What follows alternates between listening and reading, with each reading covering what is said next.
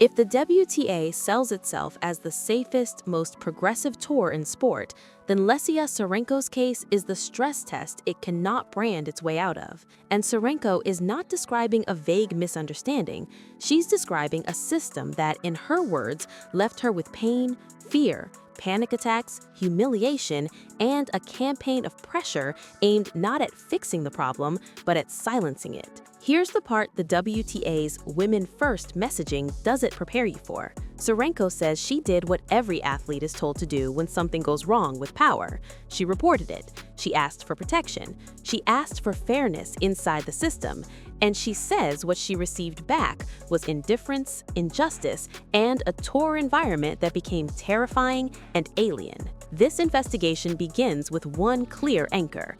Tsurenko has initiated legal action against the WTA over what she calls moral abuse by a senior executive, and she says it triggered panic attacks and harmed her ability to work. That is not gossip. That is the player putting her name on a claim with legal consequences. And once a player says the quiet part out loud, the entire power structure is exposed. Because if a ranked professional can't get meaningful protection after reporting alleged abuse by a top official, what does safeguarding actually mean when it collides with leadership? To understand why Tsurenko says she was pushed into silence, you have to revisit the moment that first made her situation visible to the public. In 2023, she withdrew from a match at Indian Wells, citing a panic attack, and reporting around her legal action connects that panic attack to a conversation with WTA officials about the tour's stance on the war affecting her home country, Ukraine. That detail matters because panic attacks don't exist in a vacuum,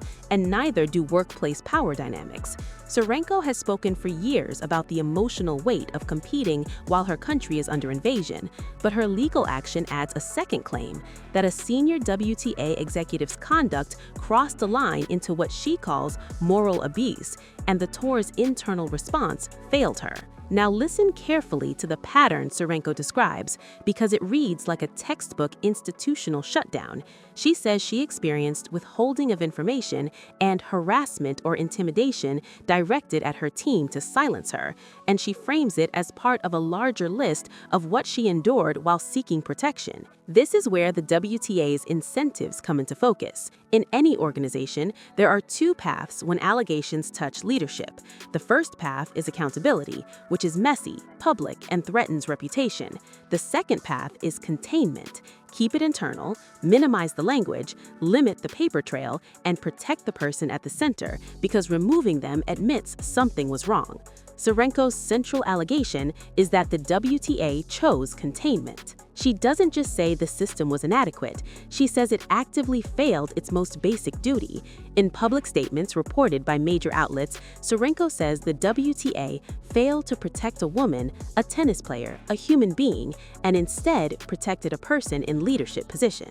That single sentence is the heart of this documentary, because it's not about one incident, it's about how power defends itself. The alleged mechanics of forced silence don't have to look like a written gag order to function like one. If a player believes speaking up will lead to retaliation, isolation, or career harm, silence becomes the rational survival move. Tsurenko's phrasing points to that pressure: intimidation of her team, information being withheld, humiliation, and fear, all while she says she was trying to get protection through official channels. And here is the most dangerous element for any tour that claims it's built for women. When the alleged abuser is inside leadership, the player isn't just challenging one person, she's challenging the institution that promoted them, empowered them, and benefits from pretending nothing happened. In that scenario, the player becomes the problem that must be managed. Tsurenko's legal action also intersects with something the WTA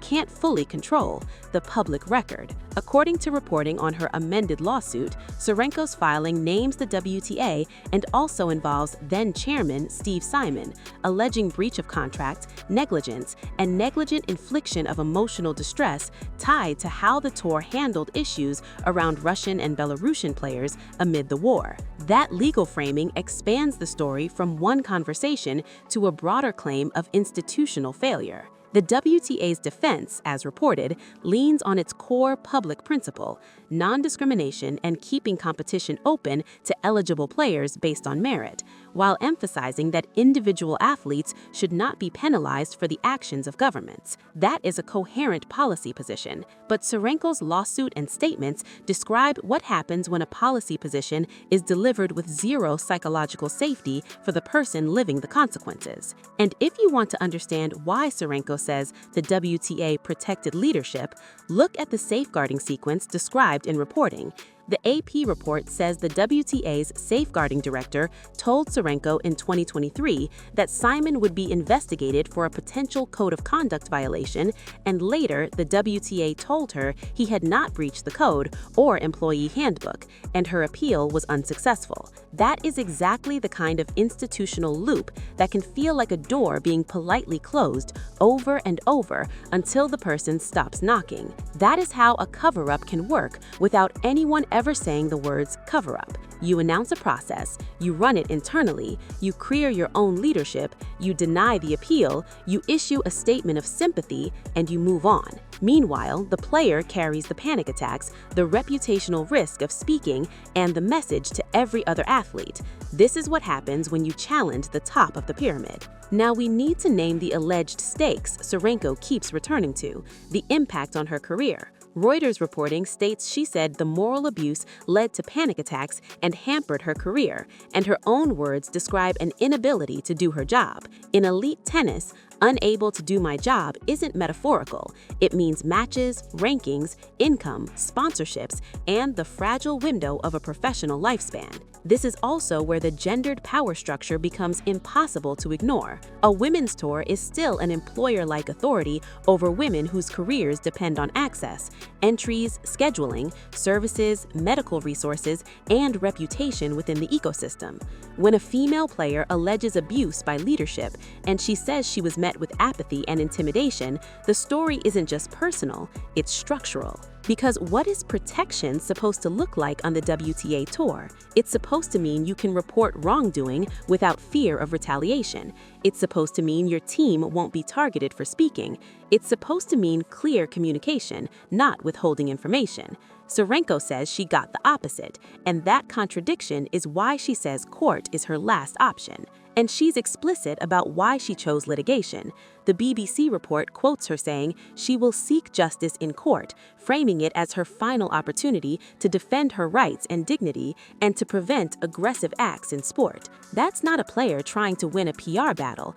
That's a player who says the internal system already failed. At this point, the WTA's branding becomes part of the evidence. When an organization markets itself as the protector of women, any allegation that it protected a senior official over a female player isn't just reputational damage, it's an existential contradiction. Tsurenko's statement, as reported by Reuters and the BBC, directly attacks that contradiction by saying the tour protected leadership rather than protecting her. So what does the WTA say in response? The AP report says the WTA stated it condemned Russia's war on Ukraine, took steps to assist Ukrainian players, and maintained that competition must be open without discrimination, adding that it was disappointed Tsurenko chose litigation and that it believed it acted appropriately and would prevail.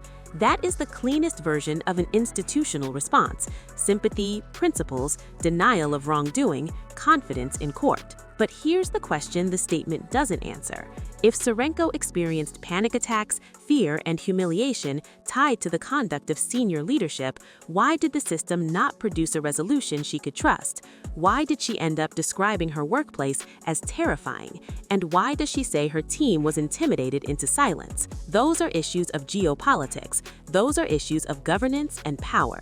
And now, because this case is ongoing, the most responsible investigation is not to pretend we know what a court will decide, it's to track what has already been said on the record and what it implies. On the record, Tsurenko says a senior WTA executive committed moral abuse. It triggered panic attacks. She sought protection inside the WTA, and she believes the tour protected the leader rather than her. On the record, the WTA says it acted appropriately and stands by its principles. Those positions are not reconcilable without accountability or without an admission that the system is designed to protect itself. Now zoom out.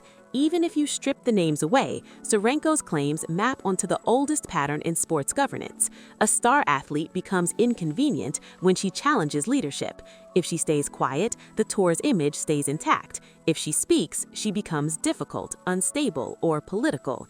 And if she sues, the institution frames it as unfortunate but baseless, while the player risks being blacklisted socially, not formally. That's why Tsurenko's mention of her team matters so much. Athletes don't fight institutions alone. They fight with coaches, agents, physios, family, and lawyers.